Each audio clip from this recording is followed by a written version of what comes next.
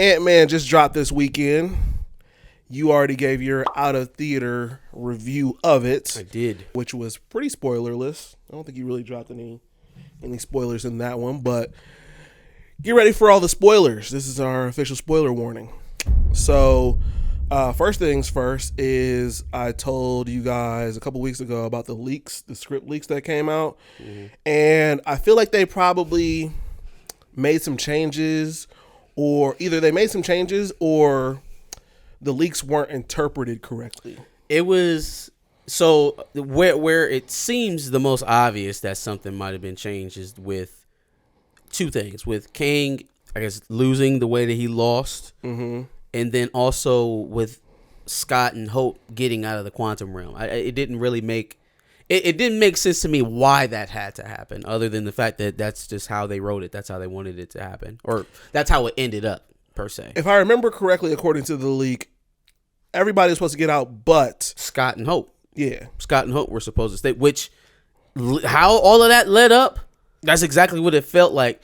What's really messing with me about that situation is that we saw when she first, opened up and started sending the signal down to the quantum realm and it started sucking everything in. That machine, everything in that room was gone. Mm-hmm. Yeah. Right, it imploded on itself. Yeah, where you just pop open a random iPad and you can pinpoint immediately, and get them right back.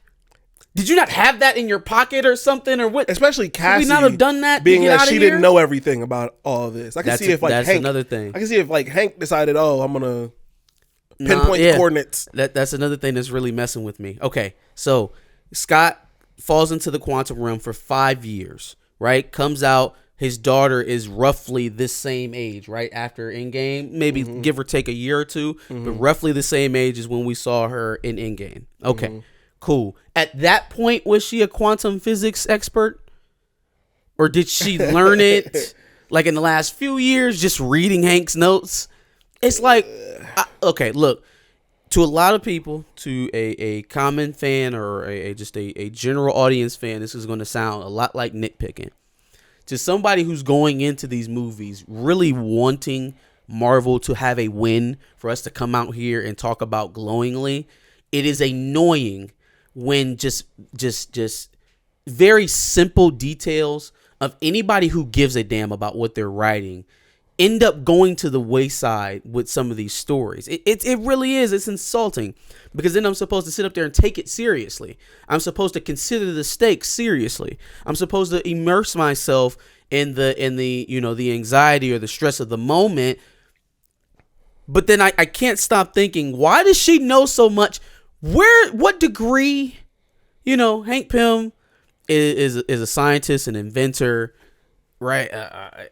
Spent years studying the quantum realm and couldn't find it. Cassie Lang was able to send a signal down there and accidentally suck her entire family into the quantum realm, mm-hmm.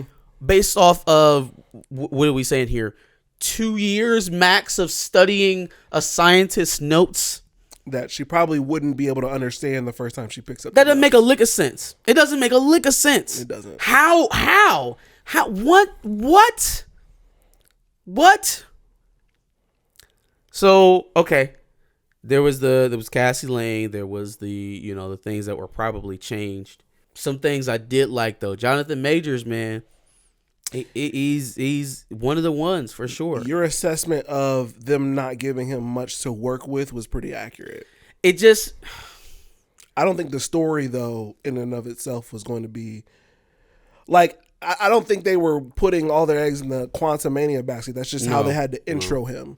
So, I think now we'll start to kind of. But even at that, to be an introduction of what is being touted as a Thanos level threat, right?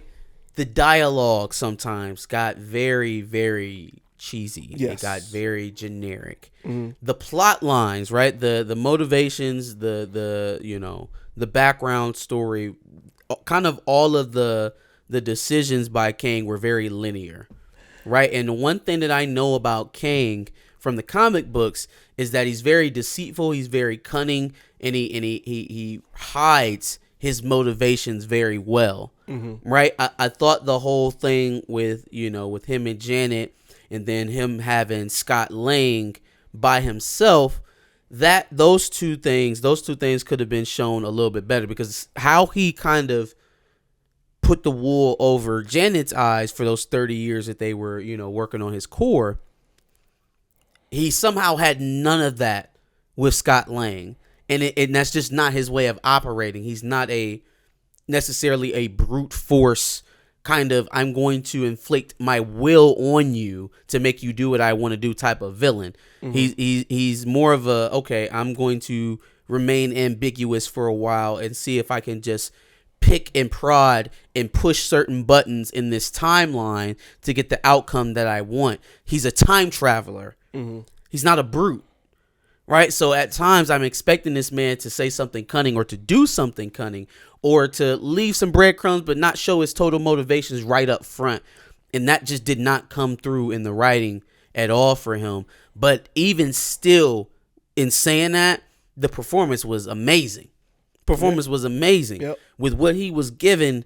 Jonathan Majors absolutely delivered, for sure. Like most of the times that I was absolutely engaged in the movie came when Jonathan Majors was appearing.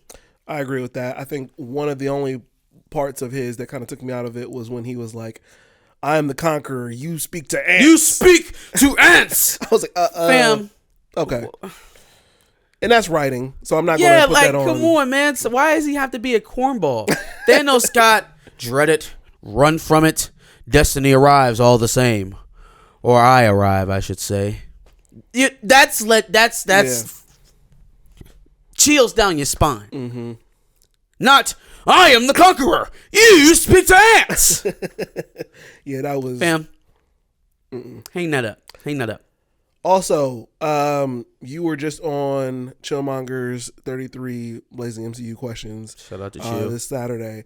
And you guys had a very interesting conversation about what Janet might have been doing down there during those 30 years.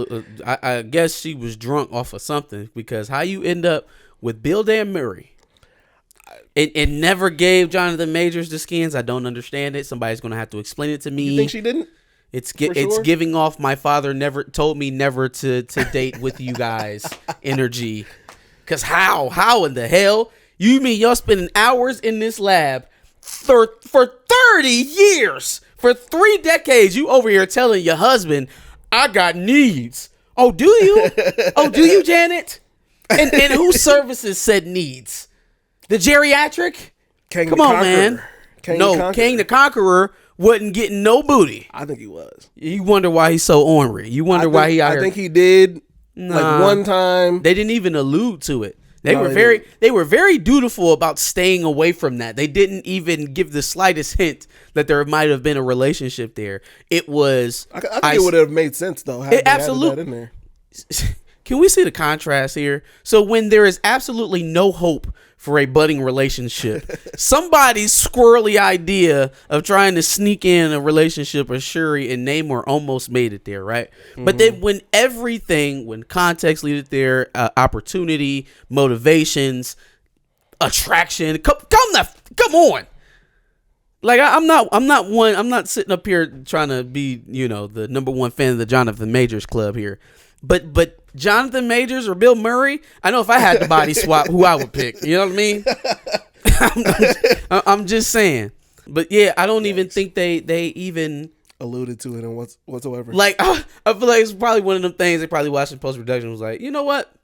Now I'm thinking about it. It makes much more sense for her to be sleeping with Kang. And then it kind of adds to maybe the reason why she sat around for 5 years and never said anything about the omnipotent being who is trying to make it to their world to conquer everything. And it would also make sense as to when Janet is mentioned to that warrior chick, why she goes, oh, she's with him. Well, but because she helped him with his technology. She helped him gain his empire, right? But then it would also make sense that she is his... Oh, right. You're saying that's why she would automatically... Yeah. I mean... His, I don't know if that was something that was changed. Maybe. But it just... I quite honestly do not... I mean, I kind of know what it is, right? Like, they're not invested in the people that they're writing about. So it's easy to leave what they see as small details that end up changing the complexity of the character altogether. And I think that's what ends up happening. They see it as small because they don't have any real ties to the characters that they're writing. So when they change something or they adapt something, they think, oh, well, that's minor. You know, we still got all this stuff over here. It's still the person you know and love. But that minor detail has a ripple that changes the complexity of the character. Yeah. So, Janet, you're giving off White Lives Matter energy there. Oh, for sure. They Sweet made you Home do a Alabama Michelle vibes. Pfeiffer. I seen you try to correct it. She was all arm in arm with Jonathan Majors at the red carpet. Oh, they was the get only outta ones here. that was linked up. She was Get trying to send outta a here. message. She was like, I was trying to support you, Jonathan. But they wrote it out of the script. Oh, fuck I outta wanted here. us to have a love scene. I'm sure you did. And it seems like at every turn, Marvel wants to distance themselves and make MODOK seem very weak. Okay. Like just No, this every is time a I see problem. him. This is a problem in general. They will never be able to own the villain space, right? Which is embarrassing to say because let's just call it what it is. You've been the only game in town for quite some time now. At least, man, when was the last major DC project? Is that Justice League. BVS or Justice League? So, you know, we're creeping up on a decade here now, right? Mm-hmm. You've been the only game in town. And nobody who actually is paying attention would say that Marvel is any sort of leader in the villains category. You kill too many of them. You make too many of them goofy. You always try to humanize their motivations. No one is simply evil because they're evil, but there's some deeper, darker meaning that they always try to flesh out within the film. With some minor exceptions, you know, Ego or who else? Thanos or Killmonger, who died before he ever got a chance to flesh out anything. But the most part is let's dummy down, let's humanize these villains to make them more identifiable, to make them more relatable, and let's take their motivations and try to beef that up with some sort of social aspect or maybe trauma-driven aspects of the story to kind of humanize that villain and make them identify with the audience. So it try to make for a more complex story. This is not Oscar. We're not trying to win an Academy Award. They are. Sure. Right? Complexity to the characters and deeper meanings. This is comic books, folks. It's comic books. The complexity that you're looking for has literally been written and uber explained within the books that you're supposed to be reading and research for these films. You do not have to do any extra digging into these people. Everybody always trying to deconstruct some shit. Mm-hmm. Always trying to deconstruct somebody. Just give me the killer machine. The man's motivation is in the damn name. He's MODOK. Not MODOK. MODOK. Just let it ride, man. Just let it ride. The need to continuously tie meaningless MCU threads into these movies is really turning people off. It's driving people away because you're wasting time on this meaningless thread because you're going to kill the character anyways. Right. Why are we spending so much time fleshing out the MODOK character who is going to be dead in 15 minutes? Well, to be fair, they didn't really flesh him out very well. Fam, They gave him even an the arc of scenes that being we a got, even the scenes that we got was too much. Yeah. Because it became about Darren? My God, man, what the hell happened to you? That was funny the first time it happened. Yeah. The other three were not funny. Yeah. Yep. Talk about beat a dead horse into the ground. The first time Scott Lang says it, Jesus Christ, Darren, what the fuck happened to you? Okay, yeah, it's funny because he like got the baby legs and they showed him being created with the baby butt and the big ass head. It was funny, right? Okay. Hope Van Dyne, then Cassie says something about it. Then Hank Pym says something. It's like, okay. If I fake laugh, will you stop talking about it? Yeah. The CGI of him as well. Oh. Oh my God. Yeah. We couldn't do no better than that. No. Somebody said he looked like Shark Boy and Lava Girl. I saw that. The George Lopez when he was smushed inside that TV. That's literally what it looked like. That's exactly embarrassing, what it y'all. looked like. That shit came out in like 05, 06. Yeah. Yep. That looked like early 2000s level CGI. Mm-hmm. There were Disney Channel sitcom studios that could have reproduced what they did for MODOK. 100%. Without a shadow of a doubt. Mm-hmm. That looked bad. Really bad. I did like being in the quantum realm, though. I did like being in, I feel like really most of the movies since Multiverse of Madness have kind of felt a little There's some characters that I would bland. like to see some more from, like I told you that one chick and then homeboy who could read everybody's thoughts. Yeah. Could definitely do without holes guy, but whatever. How many holes do you have? That was a Does little. milk come out of your holes? Now That was a that little- was one of them jokes that landed for me. I'm a child, so that shit was funny. That shit was hilarious. But there were other times where it just didn't deliver. Mm-hmm. Also, something that Marvel should get back to that's sort of like a cliche, but I think it would go a lot more to helping the newer characters that they're trying to introduce, especially the female characters. Stop dropping these people in the middle of dire situations and they don't struggle. And they somehow find a way to overcome people who have been fighting for years, who have grown up, who are trained killers, right? There's no way that Cassie Lang, on top of being a quantum physics expert, is now an expert in hand-to-hand combat to the point that she can keep up with her father. She can argue with her father in the middle of a fight about knowing how to fight, even though this is supposed to be the first time she's ever used this suit in a fight. It comes off as disingenuous because I understand where they're trying to go. They want to show you a slither of what they're able to do in comparison to your mainstay characters. Sure. To show how, hey, well, Scott struggled like this and she's not struggling that quite as much. So someday she may be even better. Listen, the secondary characters are meant to be secondary. Yeah. The minute you start trying to make the sidekicks the mainstay character, you're going this way. You're going this way. You're going the wrong way. That's not how you do it. Just do the thing. Just do the thing. Do the thing. Yeah. It's fine to have a Cassie Lang. It's fine to build up a Cassie Lang to end up in the Young Avengers. And hell, one day the New Avengers, whatever. But the minute you start trying to convince us that a 17-year-old girl is more apt at using this shrink technology than Scott Lang,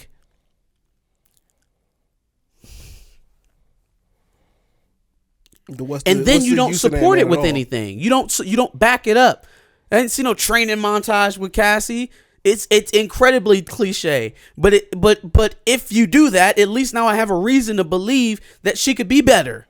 Mm-hmm. That she can have the skills to do this. But you drop these people in the middle of this situation that any normal person, which is what they're supposed to be up until this point, would falter in, would struggle in, would need a lot of help. And it seemed like she was leading the charge at moments. How did MODOK not kill? I didn't want Cassie Lang to die, but again, he's the killing machine designed to kill, and he can't kill a teenage girl. Yeah, and when you do that, it makes the character who you're there to see virtually obsolete. Because then it's just like, if this person's way better, why am I not watching a Cassie movie, not an Ant-Man movie? And one of the last criticisms I'm going to give the writing here, I guess you can tell how I felt about the script. I think that they struggle with driving any of these points home is because they had too much going on. They had the mother-daughter dynamic with Hope and Janet, mm-hmm. which, again, didn't make a whole lot of sense to me, seeing as how y'all were staring in each other's face, for the last 2 years, but whatever. Or even right before y'all got blipped when y'all came out of the quantum realm, like, nothing? Y'all didn't say nothing? Yep. Nothing? Yep. You had that going on. You had the dynamic between Janet and Hank with all of the quantum realm stuff. You had, Cassie and Scott's father or father and daughter story, which, mm-hmm. man, I they're struggling with younger female protagonists to older male like guidance or mentor. Right, that dynamic has not been a winning scenario for Disney. Han Solo and Rey, and Baku and Shuri, now Scott Lang and Cassie, they're not doing it well. Not doing it well. It just comes off as like some bratty teenager yelling at this man who knows nothing, who's always trying to mansplain can't even things. Keep his daughter in check. Yeah. And keep her out of jail multiple times. You know what I'm saying? It's like this it's finger wagging at the misogynistic, old guy, and then somehow, some way, even though they've taken none of the advice or listened to the elder statesman at all, they just end up better because of it. That's not real. No, that's not real. That's not real. That doesn't reflect life. People who don't identify with that because it's not real. That's not how it works. You acquiesce to your elders. You listen to them. You take guidance. At least that's what intelligent people do. That's not what they're writing in these mentorship roles that they're creating. That's why they're not hitting home. Let's talk about the after credit scenes. Yeah. So the first one was it the Council of Kangs? Yes. Okay. Yep. Rama Tut, Immortus was there. You got to see the Council of Kangs, all of the variants in there at the end. I liked it. Right? I think that one was appropriate for the mid-credit scene. I would have liked to have seen some sort of confirmation that the one who was banished, the Prime King, was alive, even though I believe it's pretty evident that he is alive. Yeah. But all in all, that was a good scene. That was an exciting scene to see where they're potentially going with it. All of this leads to them trying to fight the Prime King. The Prime King. What I think is really interesting is what Scott was tripping out about at the end of the movie is like, he said, if I don't make it out of the quantum realm, something else is coming. Are they creating some sort of situation where they need Kang to fight the Council of Kangs from taking over their reality? This timeline that Kang has curated himself to try and lead and collapse everything into. What if the Council of Kangs seek to destroy that timeline and rid themselves of that Kang forever? That version of Kang forever, and they have to bring him out of wherever he is currently to fight the council, and that's the start of Kang's dynasty right there. Right, they have to team up in the short term to fight the Council of Kangs, and then eventually, of course, Kang's not just going to go back into the cage. That's when Kang's dynasty starts. And they all did seem super excited that the banished one or whatever was gone. Yeah, was gone for sure. Because there's something, there's an undertone in the Miss Minute's explanation of the last multiversal war and how they banished him and they kicked him out, and with Renslayer as well. There's some sort of undertone there that speaks more to the rivalry between the Kangs, as opposed to, he was just a bad guy, he had to go. I don't think I hope it's not that linear, because there does seem there to be some potential there for something a little bit more complex. Like maybe there was a personal rivalry amongst the council that involving Renslayer that led to him being banished, and kind of spearheaded his campaign to try to, eliminate erroneous timelines and stuff like that, and solidify into the sacred timeline. Oh my gosh, I'm gonna have to watch Loki season 1 all over again. It's there. The building blocks are there, and that's why I thought the after credit scene was better than the mid one, because with Victor Timely popping up there at the end, with Morbius and Loki out there in the crowd. Morbius. Isn't that his name? Mobius, yeah. Morbius. I don't think that is truly Victor Timely. I think that's Kang. The things I like in this movie kind of carried over some of the negative, I think. I would give it so I gave Thor a 4, I think. Did you? Gave Thor a 4. I gave Wakanda Forever a 6.5. I thought I gave it 6.5. You gave it a 6. I gave it a 6. I would say this is a little better than Wakanda Forever. maybe, or just as good. Not as good as Multiverse of Madness, but definitely clearing Thor: Love and Thunder. So I give this a 6.5. I would say I was a little bit lenient when I gave it. I gave it like a 6 to 6.5. I want to say 7, but it's just like when I go down the list of things that I like, to remember, you're like, I get to the extra credit scene very fast. Yeah. You know, I would like for there to be more in the movie that I liked, other than just the extracurricular MCU building stuff. For sure. Yeah, I think I gave Wakanda Forever 6 to 6.5, and I think I was thinking like it'd fall somewhere around 6.3. I would give Ant-Man an actual 6.5. So, did you see Ant-Man this weekend? Let us know. Tell us in the comments below. Make sure you like, share, and subscribe, and come back next week for more MCU content. Absolutely. And our last review was on Wakanda Forever, so make sure that you check out that right here. And make sure that you subscribe anytime we see any movies, which I think the next one is, are we going to review Creed?